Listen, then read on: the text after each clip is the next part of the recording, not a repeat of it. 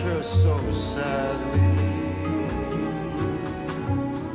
Ah, porque tudo é tão triste. Yes, I would give my heart gladly. But each day when she walks to the sea, she looks straight ahead, not at me. Tall, tan, young, lovely, the girl from Ipanema goes a-walking, and when she passes, I smile, but she doesn't see. Por causa do amor, I mean, she just doesn't see. Nem olha pra mim, she doesn't see me.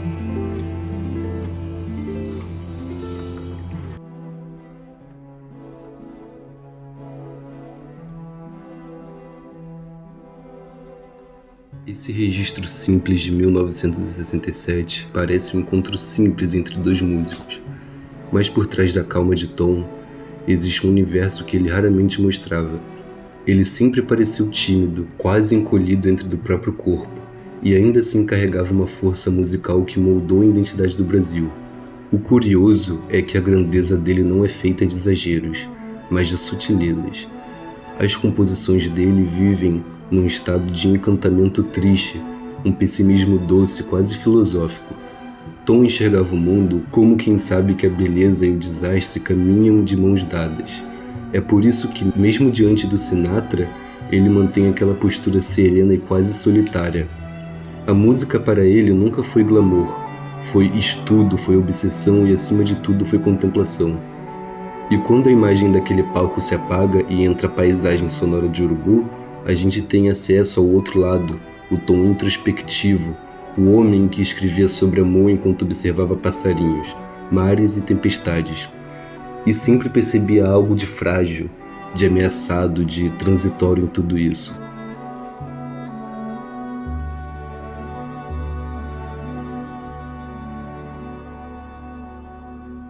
Quando se fala em Tom Jobim, não é só o público que se curva.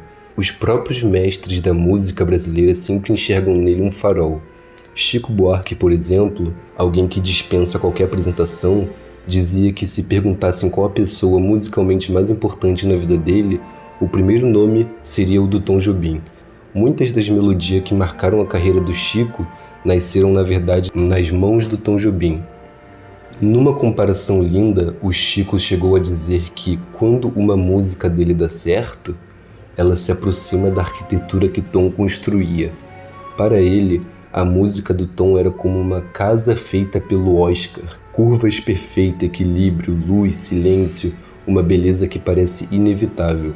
Esse tipo de admiração não é comum entre gênios. E ainda assim, diante do Tom, até outros gigantes falavam com certo respeito sagrado. É como se todos soubessem que ele não era apenas um compositor, era um fundamento, uma estrutura inteira da música brasileira.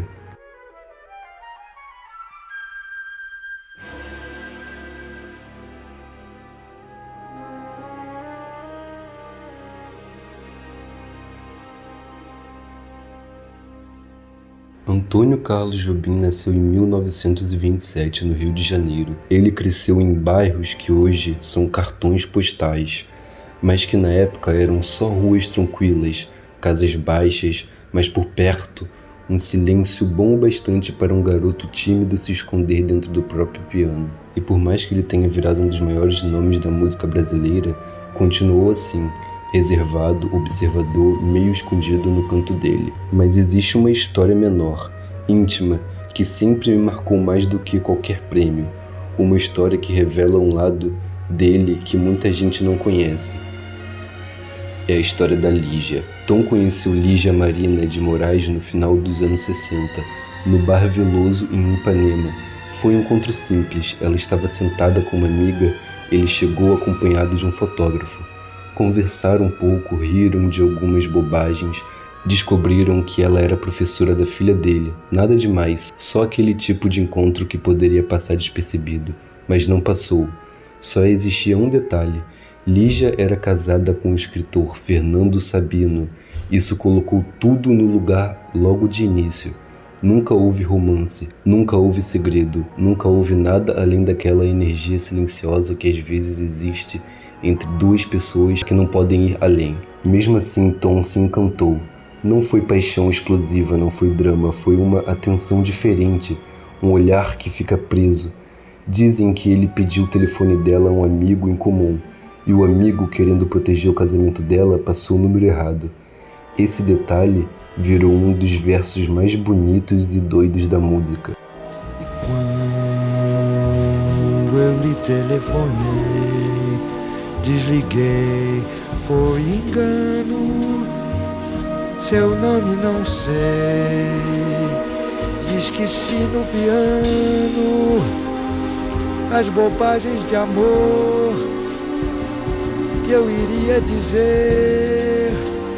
Não, Lígia. Não é metáfora, aconteceu desse jeito mesmo. Tom guardou essa história em silêncio por anos. Durante quase 2 décadas evitou dizer publicamente que Lígia era a musa da música. Não era medo, era respeito ao casamento dela. E quando finalmente a reencontrou depois que ela se separou, falou uma frase que entrega tudo. Chegou a minha musa. Não porque queria algo, mas porque aquilo para ele tinha passado a vida toda guardado como uma memória delicada. E talvez seja por isso que Lígia soa como soa. Ela não fala de um grande amor vivido, fala de um amor que nunca chegou a existir. Um quase amor, desses que machucam mais por causa do silêncio do que por causa da perda. E isso combina demais com Tom. Ele tinha essa melancolia, calma, esse jeito de transformar pequenas coisas em músicas eternas. Eu sempre me interessei por essa parte dele, porque ela mostra o homem por trás do maestro, não o ícone da bossa nova, não o parceiro do Vinícius, mas o cara quieto, sensível, que tinha medo de se entregar e mesmo assim deixava tudo escorrer em forma de melodia. A história da Lígia explica muito do que há de mais humano na obra do Tom. A delicadeza, a dúvida, o desejo contido, a tristeza leve, o tipo de sentimento que só mostra a força quando vira música. Depois dessa fase tão íntima, tão marcada pela sua busca de uma canção perfeita para um sentimento imperfeito, a vida de Tom seguiu em um ritmo que só ele sabia manter. Ele nunca deixou de ser esse sujeito dividido entre a casa, a natureza e o assombro de criar melodias novas. Nos anos seguintes, voltou e saiu do Brasil algumas vezes, gravou discos que misturavam orquestras e pássaros, concretos e rio, e continuou sempre com aquele humor meio tímido, aquela elegância que parecia precoce até para o próprio Rio de Janeiro. A parceria com grandes músicos continuou acontecendo, quase como se fosse natural para ele cruzar caminhos com gente imensa. A vida profissional dele era grande, mas o cotidiano continuava cheio de simplicidade. Ele gostava de observar o céu, prestar atenção nas plantas, cochilar e trabalhar no piano como quem conversa com alguém, sempre com essa mistura de rigor e calmaria. Nos anos 80 e 90, o corpo já começava a cobrar contra a própria vida intensa. Ele seguia compondo, mas com pausas maiores, mais recolhido, vivendo entre Nova York e Rio, ainda apaixonada pela própria rotina e pelo próprio espanto. Mesmo assim, cada música nova parecia carregar uma maturidade tranquila, como se ele escrevesse já sabendo que estava encerrando um ciclo.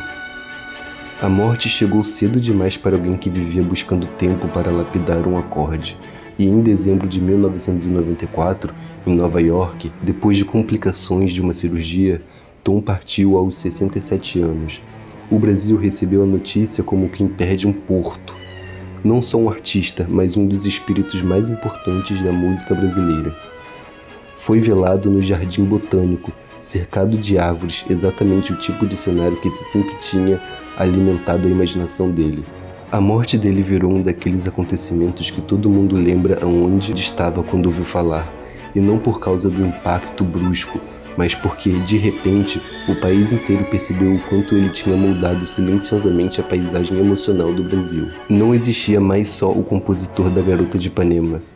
Antes de continuar, me desculpem pelo medo do meu gato, pessoal. Enfim, existia um símbolo, um jeito de construir melodia, de ver o rio, de falar do amor e ouvir o tempo passar. Até hoje, quando alguém tenta explicar o porquê da música brasileira tem esse brilho particular, acaba esbarrando nele. O tom virou referência até para gente que nunca o escutou com atenção. Como se o timbre dele estivesse entrado no ar, na calçada quente, nos bares, nos filmes.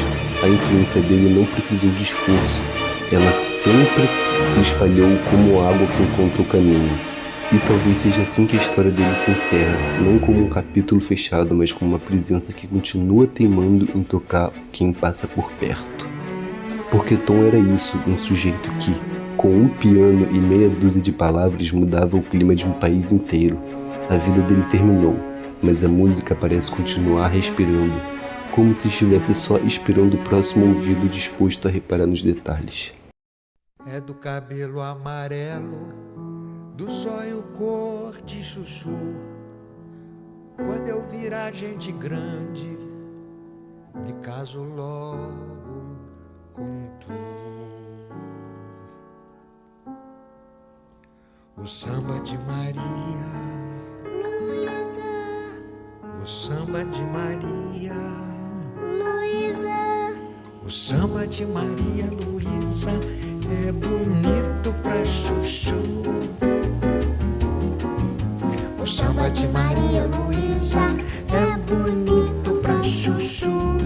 Ela canta e ela dança, menino samba da Marilu, Marilu, Marilu, Marilu. O samba de Maria Luísa é bonito como o que é por isso que o papai já tá apaixonado por você, tá apaixonado por você, Maria Luísa. De novo. Não fala que grava.